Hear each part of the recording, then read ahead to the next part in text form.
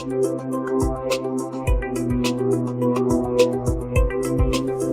I'm Ken Stasiak, and this is State of Security for September of 2015. So last month we talked about the insurance company. Had a lot of viewers dial in, send emails off, and say, hey, good episode. Really like the Beer 30 and how we kind of tied the two together.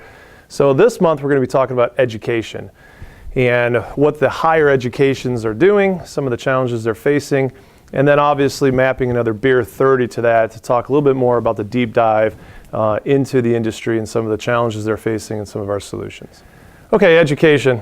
Well, if you've ever been, hopefully you got your degree. It's a great place to learn, foster new ideas, creativity. And really that kind of brings us into some of the challenges, obviously, with the universities, is that it is such an open environment. And the goal is to have students who are willing to learn, push the envelope, obviously be in a very controlled and structured environment to learn. And when you get those two forces kind of coming together, you get an environment that really poses a lot of challenges to security. You want to have that open ability for students and faculty to share information, but you also have to do that in a secured manner. So what we're finding in most of the higher ups, higher education, education across, generally in the college environment is what we're speaking through, is that they have a very flat environment. And they, because of that, have very decentralized information throughout, but is all connected. And so when you look at that, it poses a lot of different challenges. One, governance of how do you get security rolled out with different departments handling different information, yet seemingly they all can share information and they're on that kind of a flat zone of that. And when you look at how do you really kind of facilitate security in that manner, well, it's very difficult and challenging. Not only do you have the privacy regulations of protecting the students and the teachers, you also have various other regulations that fall into there for HIPAA, obviously if they're doing any type of medical, for their students, for their faculty, as well as PCI, collecting information. So you got a variety of different forces coming at play. You got a very open environment that's very much decentralized and very flat. And the challenge is obviously embedding security into that. Now, when you look at risk, one of the key factors are there's 4 ways to handle risk, and we've talked about this before. You can transfer risk, you can mitigate risk, you can accept it, and you can avoid it. Well, we've also added another dynamic to this called holding risk. And we find this in the universities a lot, where they're not articulating risk up, they're not accepting it, they're not mitigating it, transferring it, or avoiding it, they're just holding it. And a lot of this, the decentralization of information in these pockets are holding risk, and they're not sending it up to have some type of decision being made on that. So we're going to talk about some of the solutions that we see for universities and things that they can implement moving forward.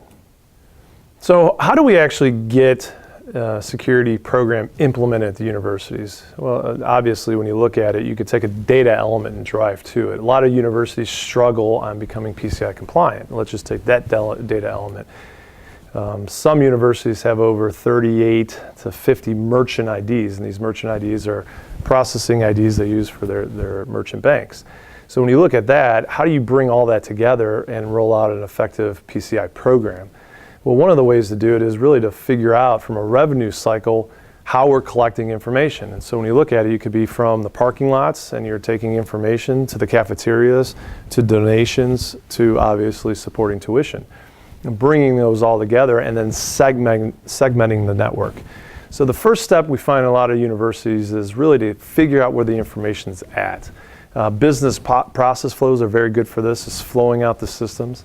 So if you take the revenue cycle, it's flowing out how do we handle the revenue from a PCI perspective and also from just collecting checks in the mail. And then also flowing out other systems. Once we kind of group those, then we can start to segment the environments. Now, why that is important is we still want to have a fairly open environment, but allowing to segment the environment allows us to protect the different information at different levels of risk that the organization universities would hold. So we do a lot of universities every year from a variety of different standpoints of just doing traditional penetration tests to building governance programs, steering committees, as well as PCI compliance. So one of the things that we can kind of get a pulse on very quickly for universities is, are they able to roll out a PCI program? If the answer is yes, and they've rolled it out and they're able to be compliant to PCI, obviously again for different business units that hold different information, if you just look at credit card, each one of them is going to process credit cards differently. If you could roll out a program, become PCI compliant for the university as a whole, you're on your first step to saying you could build and implement a security governance program. If you find you're having a hard time getting to that particular layer and you're not able to kind of bring PCI together, it's probably a good indication that you're not mature enough yet for a governance program. And the reason we say that is because PCI is probably the most straightforward, has the most teeth in the industry right now, and has the most visibility, and also has a lot of common shareholders. So it's really a real nice thread of a regulation to kind of bring the university together and say, this is something we're going to do, here's how we're going to do it, and here's the framework we're going to use. So I know in our next segment, Matt Franco is going to be talking a little bit about that with the Beer 30. It'll be a really good tie-in to get into the next level of how do you roll that out and some of the challenges that universities are faced with. So I appreciate you watching the State of Security for September of 2015. Secure State, oddly enough, is coming on in 14 years in business, which is crazy, on September 17th. So congratulations. It's been a pleasure working with everyone. And we'll see you next month at the State of Security.